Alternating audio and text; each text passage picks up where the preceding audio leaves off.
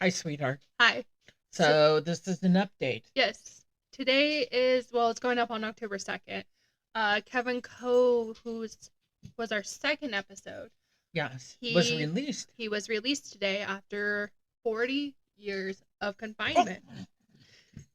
You okay? yeah.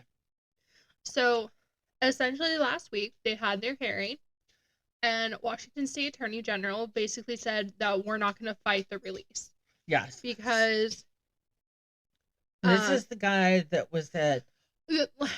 Yeah. he was the South Hill rapist. He terrorized Spokane. He raped at least 48 women, but he was only convicted on one Yes. because of several overturned convictions, laws changing a lot. He was confined to McNeil Island after serving 25 years, and that's where he has been since. Yes. Um, McNeil Island, if you hear the episode, is the place that civil confinement, and there's people are up in arms about it. Some people agree with it, some people don't. Some states have it, some states don't. It just depends. uh-huh. So essentially, State of Washington said that they no longer can meet the burden of proof to show that Kevin Coe is still a sexual predator. Now, And he is how old? 74. He's had multiple health issues.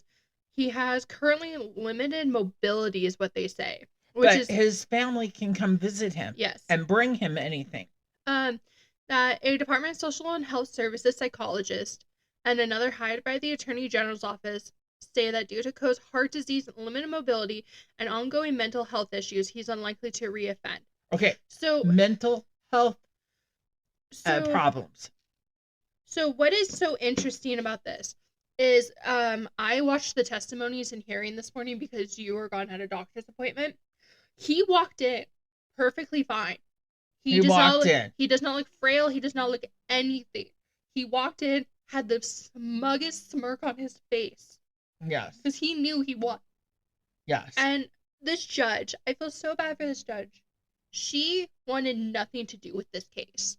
You could just tell. But the problem is that her hands were tied behind her back because once the Attorney General says something, she can't override it. Yes. But she made him listen for 2 hours to 5 of his victims testify against him. But what was interesting about those is that a lot of them did forgive him. Yes. You know, a lot of these women were teenagers when this happened. They're now in their 60s. But listening to the mental anguish and everything they went through to get to this moment was hard. Yeah. Now I'm gonna listen to the testimony after this show. No, we'll play it right now. So, because I have a feeling you have some stuff to say. I was able to get Shelley Monahan's. Okay. Now, do we have the sister's testimony for this? No. Okay. I was not able to get a lot of that. I was only able to get Shelley Monahan's because they played it because Shelley Monahan has been kind of the figurehead of this. Okay, now is she the one that he was convicted? No, she was the TV anchor. Okay. So I'll play it for you. September 9th, 1979, I had just gotten off work at KJRB radio station. For those of you that still come up and say Sunshine Shelley, same person, older version. That night, after Coe beat me almost to death, especially my face, and raped me and left me for dead in that field, there was a star in the sky. And he had told me during that night that he was going to kill me before he let me go. I had a tendency to believe him based on how badly he beat me.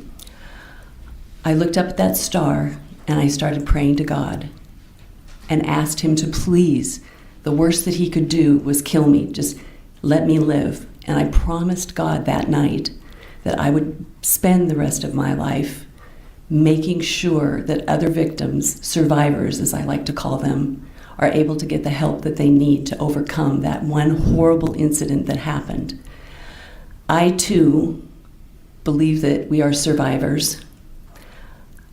If we were able to talk to Fred Coe. I would beg him to get help. I would beg for him to admit what he did, to ask forgiveness. I don't think that's going to happen.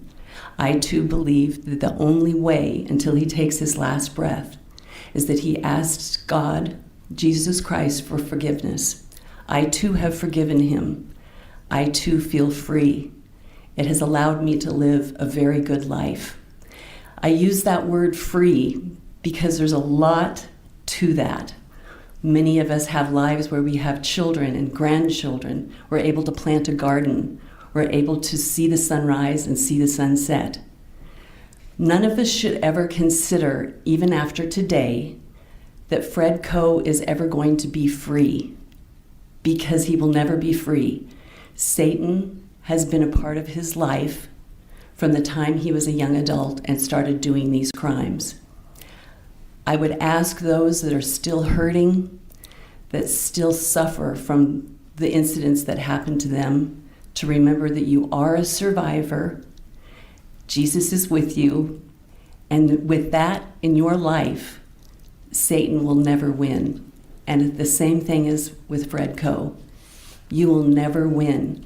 He is referred to me as what he calls his bad penny.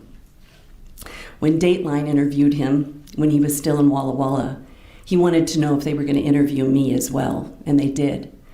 And the producer said, she's a bad penny. And they asked him why he called me that. And he said, because she just won't go away. She won't shut up. And it's not me speaking right now. It's the Holy Spirit. And it fills you in a way that freedom is wonderful. And we all know that even when he walks out of McNeil Island, he will never be free unless his last breath is what he does by asking God forgiveness. Thank you, Your Honor. That was Shelley Monahan. Wow. That's all I got to say is wow. She is a bad penny. She's a thorn in his side, and I'm glad. Yeah, she has made it her mission to make his life a living hell. She has. She's forgiven him. She believes in God. She believes in Jesus. And she's not being hateful or anything like that. She wants him to accept responsibility. Which he refuses to do so. So why is he loose? It's because we can no longer prove that we cannot prove that he will reoffend. Oh even though gosh. so what are we going to do if he reoffends? Well, so that's actually something that a lot of the victims did raise in their testimonies, was what if this is the long con? What if this was his long con to get out? What if he miraculously heals? What if he terrorizes the community? What if he terrorizes the other people in the adult home, because that's where he's going. He's going to an adult group home. Yeah. Is it all females, all males?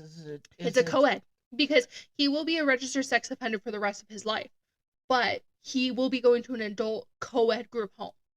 Yeah. So is it everybody in that home sex offenders? I don't know. I have no idea. I have no idea what they're doing, because I don't think they're going to give that information away just in case something happens. Yeah. But essentially, he is a registered sex offender for the rest of his life, but he is allowed out in society now. He can come and go as he pleases. We can't put him on any conditions like parole or probation conditions. And he can't wear a GPS monitor or anything. Our law prevents it. Wow. That is scary. Mm-hmm. And the fact that he wasn't even convicted of assaulting her, even though he almost killed her, mm-hmm. And she has been a thorn in his side. Good for her. Right? Yeah. Good for her. A lot of the testimonies were very intense like that, but hers just really stuck out to me. Yeah. Because she refuses to let it die. She's like, I'll forgive you, but I will haunt you. Good. Yeah. Good for her. Good. I haven't taken the allergy medication today. But we promised we would update it, but that is what is now happening.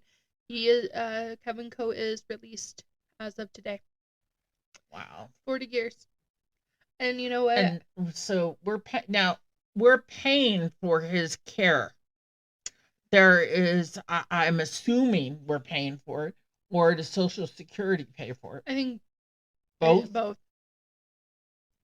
So the money we earned is paying for it. Mm-hmm. And yeah, so that's literally a lot of the victims are worried. They're just like, well, we forgive you, but what if this is his long con? Yeah, and what stops him from calling? That was something I mentioned in another video, but I'll bring up here. It was a comment that we got on the Kevin Coe video discussing that, saying that, you know, his sister did stand by him, and what's stopping him and other family members from harassing the victims? What's stopping him from harassing these victims? Because what are they going to do to him? They won't put him back in jail. No. So if he does something and they arrest him, is it going back to jail at this point? We won't know unless it actually happens, which is terrifying. It is terrifying. And he's going to be like right up the road from us in Spanaway. Yeah. But yeah, I couldn't get past the fact that he walked in with the smuggest look on his face. And no aid. No aid whatsoever. I wonder if I have a video of. But he's supposed to be an old, evil man. With limited mobility and needs help and all that. Which means a cane, walker, or a wheelchair. Sorry, I got like some of the video. I got videos of some of the. I screen recorded some of the videos. Yeah. But I can't remember exactly what I got. And like I was listening to this report. Oh, here we go.